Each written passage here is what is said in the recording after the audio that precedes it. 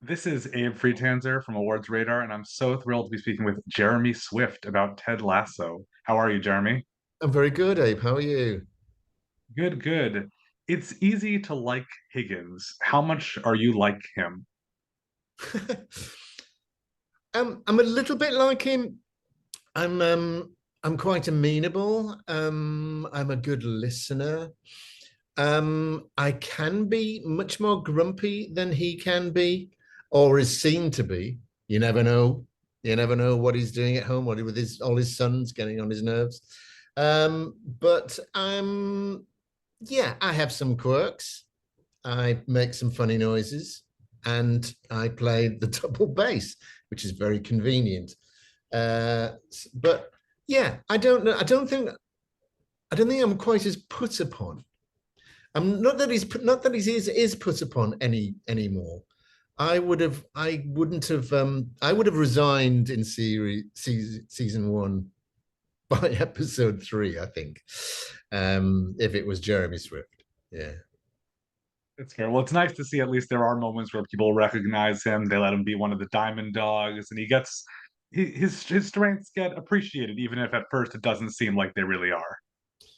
Well, absolutely. I mean, it sort of almost begins accidentally, the Diamond Dogs, by Higgins offering accidental pearls of wisdom, which is something that he goes on to do. Um, uh, and that's how it lands with Ted in that ep, and yeah, that sets it up. That sets it up, and that's he's a kind of amateur Yoda or something like that. That he doesn't know what he's going to say, but it comes out of just because he's not generally have been asked, I don't think, throughout his life. He's not seen as a kind of go-to oracle. But as when people do ask, he seems to have it there, whether he knew it or not. Well, there are moments, I'm sure working with Brendan Hunt and Brett Goldstein particularly, where they say things that it's hard not to laugh at. Is it hard to get through takes when they just fire off these absurd comments? Yes, well, Brendan and Jason in particular are, very high bar of improvisation, and so stuff comes out. Oh man, it's tough. Yeah, and there are some people. Fortunately or unfortunately, I haven't had many any. I hardly saw Nick Mohammed this season at all. I think I saw him once, which is really weird because I'd really bonded with him in season two. Um, but he has a proper twinkle, and it's quite frustrating because you would never know it watching the scene, but if you were an outsider, but if you're in the scene, it sets you off. So yeah, there's some sometimes it's just had to cut, had to stop. It's gone too far. Well, it was fun to get to see a little bit more of Higgins and his musical enthusiasm in that Amsterdam episode.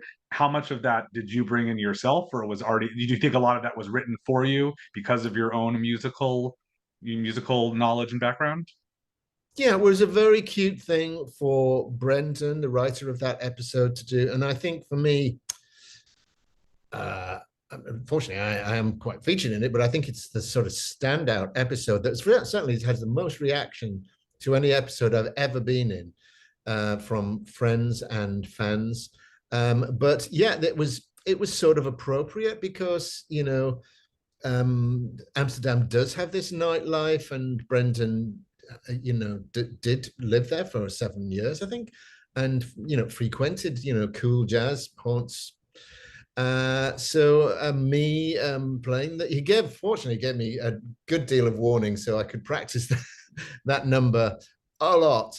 But yeah, knowing that I did do that, he built a whole storyline, and this Chet Baker storyline around it, which was just so exciting. Yeah, I was thrilled by that episode.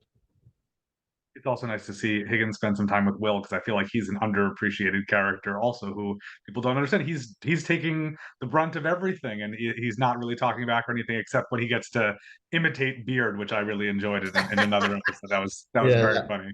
that was fabulous. Yeah, well, Charlie's work I really, really love, and when you pair off any two characters who aren't used to being together, you'll with this show, they are so there's so many diverse characters that you'll have a different chemistry, and certainly there's a kind of father and son vibe going on with them between them. But we know that Higgins is sort of knows how to deal with boys a little bit because he's got five of them. Um, but yeah, I enjoyed it enormously, and also I think it was one of the biggest chunks that Will has had, that Charlie has had in the show. So he was very excited about it as well. Yeah. I do think that's one of my favorite things on shows when you get to see characters who don't usually interact, spend a lot of time together. I'm wondering who you feel like you just don't, aside from obviously, Higgins and Nate not spending any time together this season, who is it that you've wanted to share scenes with that hasn't really happened yet for Higgins? Oh, I'd love to have some more scenes with Brett and or Brendan, because they're both uh, quite surly characters, and I'd just love to see what the dynamic would be between them and Higgins. It would be, yeah, I think it would go a really different way that you wouldn't expect. That there's something, there's a hidden story there. Yeah, I would love to do that. Having spoken with Brendan before, I know he mentioned that he's the only writer who's actually into football and has to sort of explain things to his fellow writers. Do you have an enthusiasm for football, and does how does that play into being part of this show? I don't at all. No. Well, Brett does as well, of course. Brett, but yeah, Brendan has read tomes of stuff about football. No, I appreciate it, and I appreciate, in particular, kind of. I know it's a with and we have female footballers as well, but I understand male, nerdiness, and because I've followed loads of bands and music. That's been my thing. I didn't grow up with it. My family weren't sporty, neither were any of my grandparents or my uncles or anything like that. So I didn't go down, the closest we got to any kind of games was, Monopoly or something like that. But we were an arty family who were into music. So, but I'm not alone. I know that Nick Mohammed and we've done a couple of sort of PR interviews, and neither of us have. They say, people say, "What's your favorite team?" Like, I don't know where to begin, really. But no, I get it, and I do watch. I watch the big stuff. I watch some World Cup stuff. What I always want is for the underdog to win, and usually they don't. So I get quite upset. Well, I know you are more well versed in music and that you've recently put out some new music. Do you think Ted Lasso fans will be surprised if they come to me? Is it what they'll expect from having seen you as Higgins? I don't think so. It's my music isn't at all the Higgins vibe, really. No, it's quite luscious pop music, and a lot of singing from me, which people might be surprised about. But I hope people get into it. It's my new album. I've worked for about 2.5 years, admittedly broken up, because of the pandemic. And Yeah, I'm very, very thrilled with it. I've had a fantastic producer, and it's the best music work I've ever done, to be honest. Yeah. I know you also have a extensive theater background, but a lot of, especially American audiences, will know you primarily from Ted Lasso. When this show ends, whenever that is, do you think you're going to end up with more roles like this, or a lot more of like what you did towards the beginning of your career? Well, I hope that, I mean, I've been very lucky to have very different kind of roles, and if I can, even if somebody does want me for the thing that they've known me from, I'll try and change it up in some way so that it isn't like that. But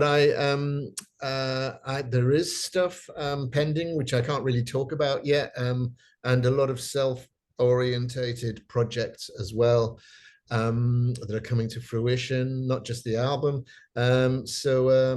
Yeah, my big thing is to not leave a trail of breadcrumbs. I know it sounds completely wrong, not career wise, but I'd like people to be halfway through watching something and go, "Oh my God, it's him from him." That, that's what I want. Or not to realize at all, but basically just to get into the character. That's what I like to do. I like to people watch, and I like to steal things and stick them into character. Yeah. That's great. I think you'd be a good fit for something like this book. I don't know if you're familiar with it. Oh, I like that. So the idea that you're like, I know him, I'm not sure what it's from, but he's great, and I'm happy to see him again. Wow, So that came very amazingly easy to hand. Hey, is that what it's called? Hey, it's that guy. yes, Um, it's not quite updated. There might be a newer version. I think that was from much, a lot while ago, but definitely I think you're a great candidate. And although it's possible you'd be what they consider a graduate because, Ted Lasso is just a little bit too popular, I think, I for know, anonymity. I know, I've blown it now. Blah. Well, Jeremy, it's been a pleasure speaking with you. I wish you plenty of luck with music, TV, and everything else. Bless you. Thank you, Abe. Great to talk to you.